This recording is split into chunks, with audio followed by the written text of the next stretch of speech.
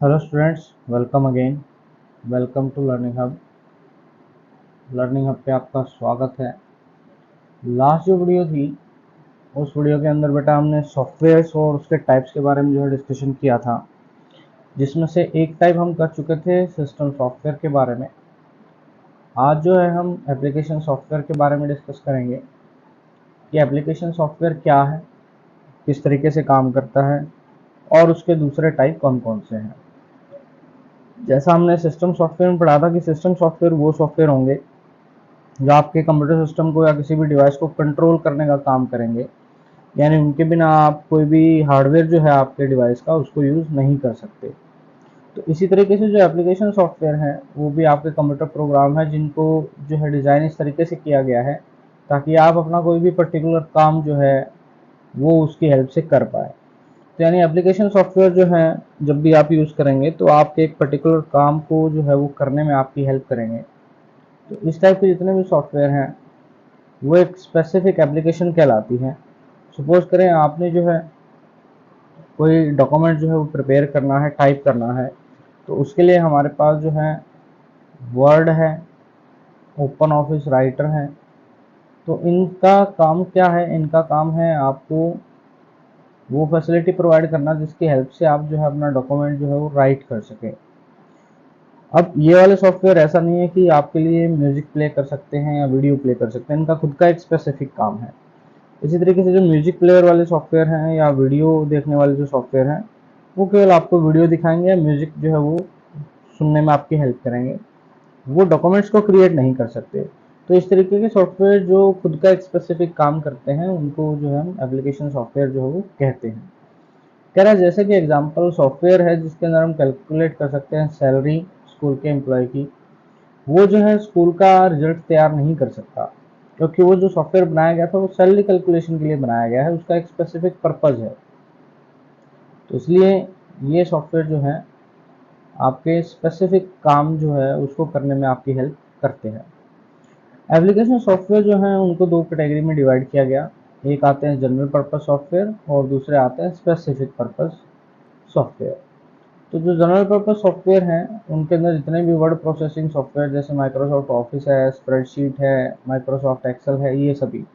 तो general purpose का मतलब क्या है? ऐसे सॉफ्टवेयर जो हर कोई यूज़र जो है वो यूज़ करता है, यानी ऐसे सॉफ्टवेयर जो जनरली यूज़ किए जाते हैं हर एक यूज़र के थ्रू, उनको हम जनरल पर्पस जो है वो सॉफ्टवेयर कहते हैं। वहीं पर स्पेसिफिक पर्पस सॉफ्टवेयर क्या है? जैसे नाम से पता लग रहा है, जो एक पर्टिकुलर टास्क को करने में जो है आपकी हेल्प करते हैं, ऐसे सॉफ्टवेयर जो हैं वो क्या कहलाते हैं? आपके स्पेसिफिक पर्पस सॉफ्टवेयर कहलाते हैं।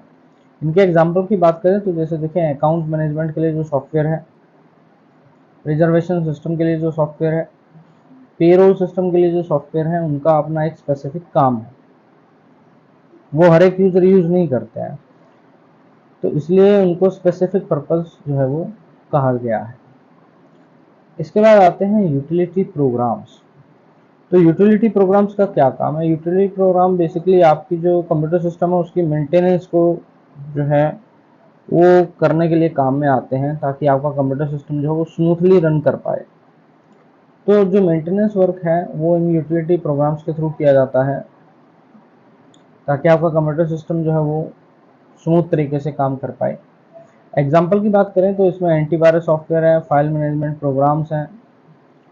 एंटीवायरस सॉफ्टवेयर क्या है? वो सॉफ्टवेयर जो कि आपकी वायरस को डिटेक्ट करते हैं और रिमूव करने का काम करते हैं, जैसे कि आपका नोर्टन हो गया, मैकफी आपका हो गया, सिमेंटिक हो गया, K7 है, कैस्परस्काई है, बहुत सारे आपके एंटीवायरस सॉफ्टवेयर हैं।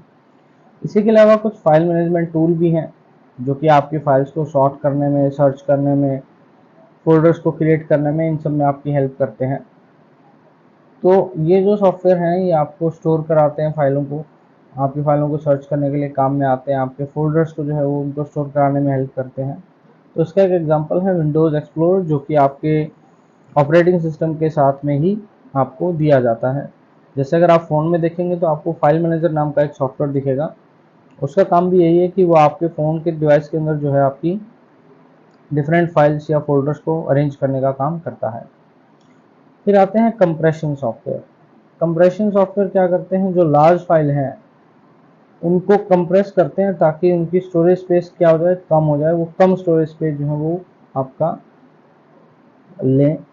तो उसके लिए जो है हम कंप्रेशन सॉफ्टवेयर का यूज़ करते हैं, जिसकी हेल्प से आप जो लार्ज फाइल हैं उनके फाइल साइज को कम कर सकते हैं ताकि आप उसको इजीली स्टोर कर पाएँ। तो इसका एक एग्जांपल है विनजिप।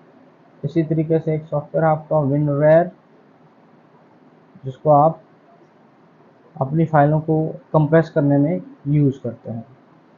फिर आते हैं डिस्क मैनेजमेंट टूल्स।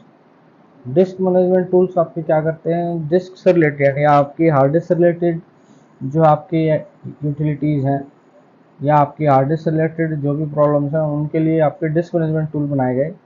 जैसे कि डिस्क क्लीनर, तो ये जो वाला जो टूल है ये आपकी फाइल्स को स्कैन करता है डिस्क के अंदर, और उन फाइलों को जो काफ़ी टाइम से यूज़ नहीं हुई हैं या जिन्होंने ज़्यादा स्पेस लिया हुआ है और किसी काम की नहीं है, उन फाइलों को जो है सर्च करता है और आपको डिस्प्ले करता है ताकि आप उन फाइलों को डिलीट कर सकें और आपके डिस्क के अंदर जो है वो स्पेस क्रिएट हो सके। फिर आते हैं डिस्क डीफ्रैगमेंटर। डिस्क डीफ्रैगमेंटर का काम है आपके फाइल और फ्री स्पेस जो है आपके कंप्यूटर सिस्टम पे, जो कि कंटिन्यूअस है, कंटिन्यूअस का मतलब लगातार है, उसको अरेंज करने का काम करता है। यानी एक तरफ फ्री स्पेस कर देगा और एक तरफ जहाँ फाइल्स हैं उनको अलग कर देगा। तो कह रहा है उससे जो है आपकी स्पीड की जो एक्सेस करने की जो स्पीड है डाटा को उस डिस्क के अंदर, वो जो है इंक्रीज हो जाती है।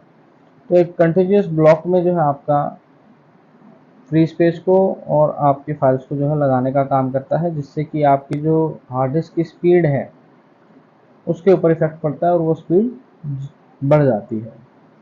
फिर आता है बैकअप यूटिलिटी। बैकअप मतलब आपके डुप्लीकेट जो हैं फाइल और डाटा उनको स्टोर करने का काम करता है, ताकि अगर भविष्य में कभी आपके कंप्यूटर सिस्टम में कोई भी प्रॉब्लम होती है तो आपका जो डाटा है वो सेफ रहे, उसको हम वापस से रीस्टोर कर पाएँ। तो उसके लिए आपके जो है बैकअप सॉफ्टवेयर हैं जो आपके डाटा को स्टोर करने का काम करते हैं, और अगर in case original data loss हो जाता है तो हम जो है डाटा बैकअप जो हमने लिया था उससे डाटा को वापस रीस्टोर कर सकते हैं। इसके बाद आते हैं कंप्यूटर को स्टार्ट और शट डाउन कैसे किया जाता है। तो स्टार्टिंग के लिए आपको पता ही है, हम सबसे पहले पावर बटन जो है उसको प्रेस करते हैं, आपका कंप्यूटर सिस्टम ऑन होता है, कीबोर्ड्स के अंदर जो है वो लाइट ब्लिंक करती है और एक बीप की साउंड हमें सुनाई देती है। ये इंडिकेट करता है कि पोस्ट जो है वो स्टार्ट हो, यानी पावर ऑन सेल्फ टेक्स्ट, ये जो है वो स्टार्ट हो गया है। और पोस्ट जो है वो सीक्वेंस है बेसिकली टेस्ट का, जो कि ये चेक करते हैं कि कंप्यूटर के अंदर लगा जितना भी हार्डवेयर है वो एक्टिव कंडीशन में है, वर्किंग कंडीशन में है या नहीं है। और मॉनिटर जो है वो मैसेज को डिस्प्ले करता है अगर कोई कंपोनेंट या कोई आपका फिजिकल डिवाइस जो वो काम ना कर रहा हो। तो कह रहा है after post the computer start the operating system. कह रहा है पोस्ट के बाद जो है आपका ऑपरेटिंग सिस्टम स्टार्ट होता है, और जो आपका ऑपरेटिंग सिस्टम की को स्टार्ट करने का प्रोसेस है उसी को हम जो है बूटिंग भी कहते हैं। कह रहा है कंप्यूटर को पता होता है कि किस तरीके से कंप्यूटर को बूट करना है, और वो सारे इंस्ट्रक्शन जो हैं वो उसकी एक इनबिल्ट चिप होती है जिसको हम बायोस बोलते हैं, उसके अंदर स्टोर की जाती है, जिसकी हेल्प से आपका जो कंप्यूटर सिस्टम है वो बाकी कंपोनेंट को भी जो है वो जगाने का काम करता है कि अभी जो है कंप्यूटर स्टार्ट हो चुका है, तो आप जो है काम करने के लिए रेडी हो जाए। फिर कह रहे हैं जब ऑपरेटिंग सिस्टम स्टार्ट होता है, वो चाहे विंडोज 7 हो, 10 हो, 11 हो, तो आपकी एक वेलकम स्क्रीन आपको दिखाई देती है। और जो सबसे पहले स्क्रीन आती है आपकी किसी भी ऑपरेटिंग सिस्टम में, तो उसको हम डेस्कटॉप जो है वो बोलते हैं। और वहाँ पर आपके फाइल्स हैं, आइकन्स हैं, फोल्डर्स हैं, वो आपको दिखाई देना स्टार्ट हो जाते हैं। अब आप जो है अपना कोई भी काम जो है कंप्यूटर सिस्टम पे कर सकते हैं। उसके बाद आता है शटिंग डाउन। जब आप अपना काम कर लेते हैं कंप्यूटर सिस्टम पे, तो हमें उसको प्रॉपरली शट डाउन करना चाहिए ताकि आपकी फाइल्स और फोल्डर जो है वो अच्छे तरीके से क्लोज हो जाए और सेव हो जाए प्रॉपरली। तो कह रहे हैं शट डाउन करने से पहले आप जो है अपनी फाइल्स वगैरह को अच्छे से क्लोज करें, सेव करें। उसके बाद उसको टर्न ऑफ करें प्रॉपरली। टर्न ऑफ कर देंगे तो आपका जो कंप्यूटर सिस्टम है वो आपकी फाइल्स को प्रॉपरली सेव कर देगा। टर्न ऑफ करने के लिए हम स्टार्ट बटन के ऊपर क्लिक करते हैं और वहां पर हमें शट डाउन का बटन जो है वो दिखाई देता है।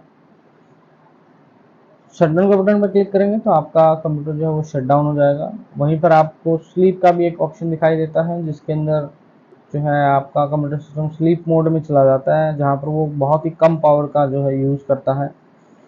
और जब भी आप नेक्स्ट टाइम उसको ऑन करते हो तो वो बहुत तेज़ी से जो है वो ऑन होता है, स्पीडली ऑन होता है, और आप वहीं पर आ जाते हो जो लास्ट काम आपने छोड़ा था।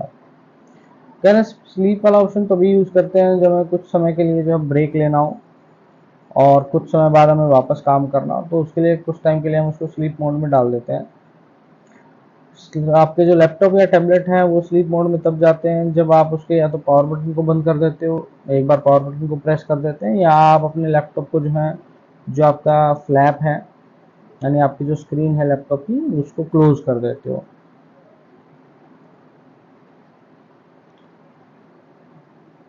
फिर आते हैं हम कि आपके कंप्यूटर सिस्टम में लगा जो कीबोर्ड और माउस है उसका यूज़ कैसे हमें करना होता है। तो नीचे आप जो है कीबोर्ड की इमेज देख पा रहे हैं। तो कह रहे हैं कीबोर्ड को यूज़ करने के लिए, कह रहे हैं कीबोर्ड आपका एक इनपुट डिवाइस है जिसके अंदर आपके टेक्स्ट हैं, नंबर्स हैं, कमांड है, जो कि आप यहाँ पर फिगर में देख पा रहे हैं। सबसे पहले होती है आपकी फंक्शन कीज, जो सबसे टॉप में आपकी F1 से F12 तक यहाँ आपको दिख रही हैं, ये सारी क्या है, फंक्शन कीज हैं। और ये अलग अलग जो है फंक्शन परफॉर्म करने के लिए काम में आती हैं। ये डिपेंड करता है कि इनका फंक्शन अलग अलग प्रोग्राम के लिए जो है वो अलग अलग होता है। F1 की जो है मोस्टली आपकी हेल्प के लिए जो है वो यूज़ होती है, हेल्प बटन के लिए। और जो दूसरी कीज़ हैं उन सबका काम अलग अलग कीबोर्ड पे अलग अलग हो सकता है, वो डिपेंड करता है आप किस एप्लीकेशन में जो है उन कीज़ का यूज़ कर रहे हैं। फिर आती है आपकी कंट्रोल कीज़, ये आपकी कंट्रोल कीज़ हैं, ये वाली और इधर से ये। तो आपकी CTRL जिसको हम की बोलते हैं, कंट्रोल की, shift, space bar, alt, caps lock और टैब, ये आपकी कुछ स्पेशल कंट्रोल की हैं जो आपके स्पेशल फंक्शन करती हैं। वो डिपेंड करता है कब और कहाँ आपने इनको जो है वो यूज़ किया है। फिर आती है आपकी एंटर की, ये एंटर की है आपकी। कह रहा है इस एंटर की के ऊपर एंटर लिखा होता है या रिटर्न लिखा होता है, डिपेंड करता है किस कंप्यूटर का ब्रांड है या किस ब्रांड का आपका जो है कीबोर्ड है। तो कह रहे हैं आप यूज़ करते हैं एंटर और रिटर्न की मूव करने के लिए कर्सर को अगली लाइन में, नई लाइन से स्टार्ट करने के लिए। कुछ प्रोग्राम में इसको कमांड्स के लिए भी यूज़ किया जाता है या कन्फर्म करने के लिए भी यूज़ करते हैं हम एंटर बटन को। तो वो डिपेंड करता है प्रोग्राम टू प्रोग्राम। उसके बाद आती है आपकी पंक्चुएशन की। पंक्चुएशन की जो है वो उनके अंदर पंक्चुएशन मार्क्स होते हैं, जैसे कॉलन हो गया, सेमी कॉलन हो गया, क्वेश्चन मार्क हो गया, कोटेशन मार्क्स हो गए, डबल कोटेशन मार्क्स हो गए, तो इनको हम पंक्चुएशन की बोलते हैं। फिर आती है आपकी नेविगेशन की। नेविगेशन मतलब आपकी एरो की, जिसके अंदर आपका कर्सर एक लोकेशन से दूसरी लोकेशन पर मूव करते हैं, आप किसी डॉक्यूमेंट में अप डाउन या लेफ्ट राइट मूव करते हैं, उसको नेविगेशन कीज बोलते हैं। तो कह रहे हैं इसके अंदर एरो कीज आती हैं, होम की आती हैं, एंड, पेज अप की, पेज डाउन की, ये सारी नेविगेशन की है। इनकी हेल्प से आप जो है अप डाउन राइट लेफ्ट जो है डॉक्यूमेंट में मूव करते हैं। होम और एंड की जो है वो आपके कर्सर को लेफ्ट राइट और end of the line of text move कराती है। पेज अप पेज डाउन जो की है वो आपको पेज के अंदर वन पेज अप और वन पेज डाउन जो है वो मूव कराती है। फिर आते हैं आपके कमांड की। कमांड की जैसे कि इंसर्ट, डिलीट, बैकस्पेस जो है इनको हम कमांड की कहते हैं। जब आप इंसर्ट की को ऑन करते हो तो ये आपको किसी कैरेक्टर को ओवर राइट करने के लिए काम में आती है कर्सर के राइट साइड में। वहीं पर जब डिलीट की आप प्रेस करते हो, बैक स्पेस करते हो, तो इनसे हम जो है किसी टेक्स्ट को जो है रिमूव करते हैं, कैरेक्टर्स को रिमूव करते हैं। डिलीट की जो है वो आपके राइट में डिलीट करती है और बैक स्पेस की आपके लेफ्ट में डिलीट करती है। तो आपने बैक स्पेस की के ऊपर देखा भी होगा, आपका जो एरो बना होता है वो इस तरीके का अपोजिट लेफ्ट साइड का एरो बना होता है, यानी ये जो की है वो कर्सर के लेफ्ट में डिलीट करेगी। सपोज करें हमने ABC लिखा और मेरा कर्सर अभी यहाँ पर है। अब मैं यहाँ पर अगर बैक स्पेस की प्रेस करता हूँ तो मेरा C जो है लेटर वो डिलीट हो जाएगा। वहीं पर अगर मैंने यहाँ पर मेरा कर्सर है और यहाँ मैं डिलीट बटन प्रेस करता हूँ कीबोर्ड पे, तो मेरा राइट वाला कर्सर से राइट वाला जो आपका करेक्टर है वो डिलीट हो जाएगा, यानी बी। और अगर मैं बैक स्पेस प्रेस करूँगा तो मेरा ए डिलीट हो जाएगा। तो यानी बैक स्पेस लेफ्ट साइड में और डिलीट राइट साइड में जो है कर्सर के वो डिलीट करती है। फिर आती है आपकी विंडो की, जिसको प्रेस करने के बाद आपका स्टार्ट मेनू जो है वो ओपन होता है। इसके बाद आते हैं माउस का क्या यूज है। जैसे आप फिगर में देख पा रहे हैं, माउस जो है स्मॉल डिवाइस है, इसको पॉइंटिंग डिवाइस के नाम से भी जाना जाता है। पॉइंटिंग डिवाइस इसको इसलिए कहते हैं क्योंकि ये आपके कंप्यूटर स्क्रीन पर किसी आइकन को या एप्लीकेशंस को पॉइंट करने के काम में आता है। तो कह रहे हैं ये डिवाइस जो है आपको हेल्प करता है मूव करने में, सिलेक्ट करने में किसी आइटम को, या किसी आइटम को ओपन करने में कंप्यूटर स्क्रीन के ऊपर। फिर बहुत सारे फंक्शन जो है वो माउस परफॉर्म करता है। डिफरेंट डिफरेंट एप्लीकेशन के लिए इसका बिहेवियर जो है वो डिफरेंट डिफरेंट रहता है। कह रहे हैं सबसे पहला जो है वो है आपका रोल ओवर या होवर। रोल ओवर और होवर का मतलब है आपका जो कर्सर है उसको किसी आइकन के ऊपर ले जाना, लेकिन हम वहां ले जाकर उसको क्लिक नहीं करते, केवल उस आइकन को या आपके जो फाइल है उसको हम उसके ऊपर हम केवल कर्सर को ले जाते हैं, जिससे कि हमें उस कर्सर की, उस आपके फाइल की या फोल्डर की जो डिटेल हमें दिखाई देती है। तो यहाँ ओवर और होवर के अंदर हम क्लिक नहीं करते, केवल हम अपने माउस के कर्सर को उस आइकन या उस पर्टिकुलर एप्लीकेशन के ऊपर ले जाते हैं, जो कि हमें जो है डिटेल शो करता है। कह रहे हैं कि सिंपल एक्शंस हैं रोलिंग ओवर और होवरिंग। कह रहे हैं जब आप कर्सर को फाइल एक्सप्लोरर के किसी फाइल पे लाते हो तो वो आपको उसकी डिटेल जो है वो दिखाता है। पॉइंट और क्लिक कह रहे हैं जब आप माउस बटन को मूव करके स्क्रीन पर और अपने पर्टिकुलर आइकन के ऊपर ले जाते हो और आप क्लिक करते हो, लेफ़्ट क्लिक करते हो। ये हमारे क्लिक हैं, ये लेफ़्ट क्लिक है, ये राइट क्लिक है।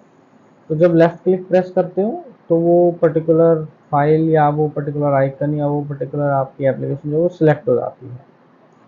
फिर आता है ड्रैग ड्रॉप मेथड। तो ड्रैग ड्रॉप मेथड में जो है आप पहले आइटम को सिलेक्ट करते हैं लेफ्ट माउस बटन से। सिलेक्शन जब भी होगा वो इसी लेफ्ट माउस बटन से होता है। सिलेक्ट करने के बाद इस माउस बटन को आप लेफ्ट माउस बटन को प्रेस रखते हो और अपने जो माउस है उसको लेफ्ट राइट या टॉप बटन में जो है वो मूव कराते हो।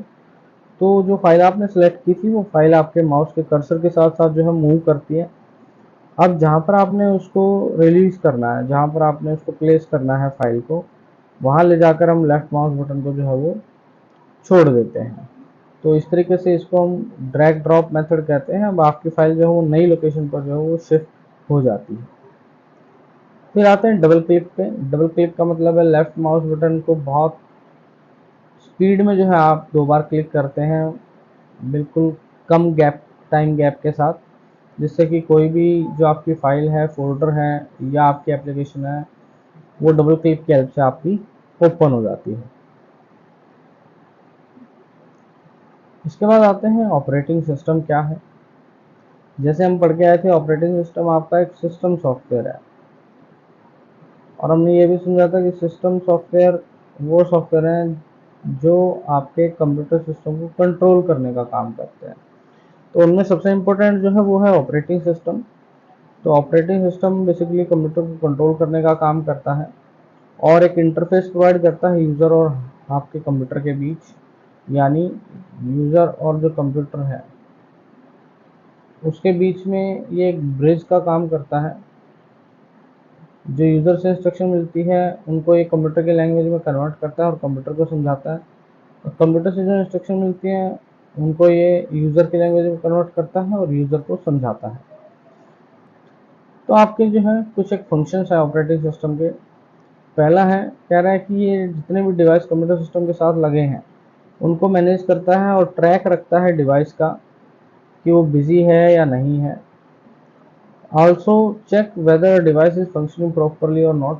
कोई भी डिवाइस अगर लगा है वो प्रॉपरली काम कर रहा है या नहीं कर रहा है, उसकी जो जानकारी है वो भी ऑपरेटिंग सिस्टम के पास होती है। कौन कौन से सॉफ्टवेयर रिसोर्सेज हैं हमारे कंप्यूटर के अंदर, कौन कौन से सॉफ्टवेयर हैं, कौन से चल रहे हैं, कौन से नहीं चल रहे हैं, या किस में कोई प्रॉब्लम आ रही है वो उसकी जो डिटेल है वो भी ऑपरेटिंग सिस्टम के साथ होती है। कंप्यूटर की जो मेमोरी है यानी जो रैम है उसका रिकॉर्ड भी ऑपरेटिंग सिस्टम रखता है कि किस प्रोग्राम को या किस एप्लीकेशन को कितनी रैम की जो है वो ज़रूरत है, कब उससे रैम जो है वो हमें वापस लेनी है, कब अलॉट करनी है, कब डी एलोकेट करनी है, कितनी रैम जो है फ्री रहेगी, वो सारी की सारी डिटेल आपकी ऑपरेटिंग सिस्टम के पास होती है। इसके अलावा मैनेज करता है कि फाइल, फोल्डर्स या आपके जो दूसरे एप्लीकेशंस हैं उनको कंप्यूटर सिस्टम में किस तरीके से स्टोर करना है, उनका स्ट्रक्चर क्या होगा, क्या फाइल एक्सटेंशन होगी, किस तरीके से वो यूज़र को दिखाई देंगी और कहाँ वो रखी हैं, ये सारी जो जानकारी है वो ऑपरेटिंग सिस्टम के पास होती है। इसके अलावा कितने अमाउंट ऑफ डिस्क स्पेस जो है वो फाइल ने लिया हुआ है वो भी आपकी जो है सारी की सारी जानकारी ऑपरेटिंग सिस्टम रखता है कि कौन सी फाइल ने कितना स्पेस जो है वो डिस्क के ऊपर ले रखा है और अगर कितना स्पेस जो है डिस्क के अंदर बचा हुआ है, वो सारी की सारी इंफॉर्मेशन भी ऑपरेटिंग सिस्टम के पास होती है। कॉमनली यूज होने वाले जो ऑपरेटिंग सिस्टम है, पहला है डोस जिसको डिस्क ऑपरेटिंग सिस्टम कहते हैं। ये बेसिकली पर्सनल कंप्यूटर के लिए जो बनाया गया था। स्टार्टिंग में जब कंप्यूटर आए तो वो एक बार में एक ही प्रोग्राम चला सकते थे, तो इसके अंदर जो है कमांड लाइन इंटरफेस होता है, यानी कमांड से आप काम करते हैं, आपको कमांड्स याद करनी होती है, उन कमांड्स के बिना जो है आपका कोई प्रोग्राम रन नहीं करता। तो आपको काम करने के लिए जो है इस ऑपरेटिंग सिस्टम पे कमांड्स को याद करना होता था। जैसे कि एक इसने कमांड दी है dir, जिसकी हेल्प से आप कौन कौन सी फाइल आपके पास हैं करंट डायरेक्टरी में, करंट फोल्डर में, उसको आप देख सकते थे। तो यानी सारा का सारा काम जो है वो टोटली कमांड्स के थ्रू ही आपके डॉस ऑपरेटिंग सिस्टम पे होता था। फिर आए आपके विंडोज़ ऑपरेटिंग सिस्टम जो माइक्रोसॉफ्ट ने डेवलप किए थे। कुछ एक पॉपुलर वर्जन जो है वो है आपके window 98, Windows 2000, window XP, window 7, 8, window 10 और विंडो 11 भी अब हम यूज़ कर रहे हैं। तो ये सारे के सारे ऑपरेटिंग सिस्टम जो है वो विंडोज़ यानी माइक्रोसॉफ्ट जो है उसने डेवलप किए थे। फिर आता है आपका लिनक्स। लिनक्स जो है एक ऑपरेटिंग सिस्टम है जो पर्सनल कंप्यूटर के लिए डिज़ाइन हुआ और ये फ्री ऑफ कॉस्ट है, ओपन सोर्स सॉफ्टवेयर है। ओपन सोर्स का मतलब है कि आप अपने अकॉर्डिंग ऑपरेटिंग सिस्टम को मॉडिफाई कर सकते हैं और दोबारा से रीडिस्ट्रीब्यूट भी कर सकते हैं, यानी दूसरे को भी दे सकते हैं। इसी तरीके से जो मोबाइल सिस्टम्स आपके क्रिएट हुए, मोबाइल डिवाइसेस आपके क्रिएट हुए, तो उनको भी चलाने के लिए हमें ऑपरेटिंग सिस्टम्स की ज़रूरत पड़ी। उनको हमने मोबाइल ऑपरेटिंग सिस्टम कहा। तो सबसे कॉमन जो है वो है आपके एंड्रॉयड। तो एंड्रॉयड जो है वो ऑपरेटिंग सिस्टम मोबाइल और टैबलेट के लिए बनाया गया था और इसको जो है गूगल जो है वो मेंटेन करता है। ओपन सोर्स ऑपरेटिंग सिस्टम है और अलग अलग वर्जन जो है इसके जो आए वो या तो स्वीट्स के नाम से थे या डेजर्ट्स के नाम से थे, यानी मिठाइयों के नाम पर जो है इनके नाम रखे गए, जैसे cupcake, donut, eclair, frozen yogurt, honeycomb, jelly bean, KitKat, marshmallow. तो ये सब सारे जो नाम थे ये या तो किसी स्वीट्स के ऊपर थे या फिर डेजर्ट्स के ऊपर थे। फिर एक ऑपरेटिंग सिस्टम आया था सेम्यन। सिम्बियन जो था वो ऑपरेटिंग सिस्टम नोकिया ने डेवलप किया था अपने फ़ोन्स के लिए और केवल उसको जो है नोकिया के फ़ोन के अंदर ही यूज़ किया जाता था। एक जापानीज मोबाइल फ़ोन मैन्युफैक्चरर थे जो हैंडसेट बनाते थे जापान के अंदर, वो भी इस जो है ऑपरेटिंग सिस्टम को यूज़ करते थे, लेकिन मेजरली इंडिया के अंदर जो मिलता था वो नोकिया के फ़ोन में आपको जो है ये देखने को मिलता था। फिर आए आपके Windows phone. Mobile operating system जो है माइक्रोसॉफ्ट ने भी डेवलप किया स्मार्टफोन्स के लिए और पॉकेट पीसीज के लिए, इसको विंडोज़ मोबाइल बोला गया। जैसे 8.1 जो है वो लेटेस्ट रिलीज थी ऑपरेटिंग सिस्टम की विंडोज़ के आपके फ़ोन के लिए। iOS जो मोबाइल ऑपरेटिंग सिस्टम थे वो एप्पल ने डेवलप किए थे अपने स्पेसिफिक जो है प्रोडक्ट, जैसे आईफोन, आईपैड, आपके आईपोड्स, इन सब के लिए। और ये केवल और केवल जो है एप्पल के हार्डवेयर को ही सपोर्ट करते थे। तो iOS के भी जो है अलग अलग वर्जन जो है वो मार्केट में अवेलेबल हैं। तो टाइम टू टाइम जो है ये ऑपरेटिंग सिस्टम जो है वो अपडेट होते रहते हैं, जिसकी वजह से हमें बहुत सारे जो है नए सिक्योरिटी फीचर्स जो है वो देखने को मिलते हैं, नए फीचर्स या नए आपके ऐसे फीचर्स जो हम पहली बार यूज़ करते हैं वो हमें नए ऑपरेटिंग सिस्टम के साथ दिए जाते हैं ताकि हम ईजिली अपने कंप्यूटर सिस्टम को जो है वो यूज़ कर सकें। हम बात करते हैं performing basic file operations. File operations का मतलब है कि आप जो है क्या क्या जो है आप कर सकते हैं, किस तरीके से आप फाइल फोल्डर्स जो है वो बना सकते हैं आप कंप्यूटर सिस्टम के अंदर। क्या है, जब भी आप कंप्यूटर सिस्टम में कोई फाइल स्टोर करते हो, कोई भी डाटा स्टोर करते हो, तो वो फाइल की फॉर्म में जो है वो स्टोर होता है। और फाइल जो है उनको हम सेपरेटली एक ग्रुप के रूप में जो है स्टोर करते हैं, जिनको हम फोल्डर्स या डायरेक्टरी बोलते हैं।